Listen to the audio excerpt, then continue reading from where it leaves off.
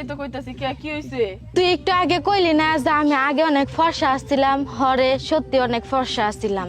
আমার বাপ মার চোখে আমি চোখের মনি ছিলাম, আমার ভাইয়ের কাছে আদরের টুকরার বোন ছিলাম। আমার বিয়ে হয়ে শ্বশুর বাড়ি যাওয়ার পর তারা একটা কথা কইলে আমি ওটা সহ্য করতে পারতাম না, সব কথা আমি বাড়িতে কয়া দিতাম। আমার বাপ মার ভাই বোন সবসময় কইতো যে ওই বাড়িতে থেকে চলে আয়, থাকার দরকার নাই তোর ওই বাড়িতে, আমরা তোকে সুখে শান্তিতে রাখবো। যে মেয়ের গায়ে নাকি একটা ফুলের টুকা পড়তে দেয় নেই আর সেই মেয়ের উপর ওরা অত্যাচার করবে, এগুলা মাইনা নিমু জীবনেও না।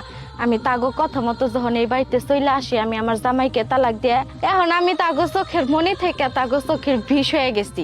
একবেলা কাজ না করলে 3 বেলা খাবার বন্ধ থাকে, ঠিক মতো খাবার দেয় না, সব সময় কাজের উপরেই রাখে। তাই কইতেছি কি পাইলে সব চিন্তা মাথায় থেকে ফালাই দিয়া কষ্ট করে স্বামীর সাথে সংসার কর, এইটাই তোর জন্য ভালো হইব।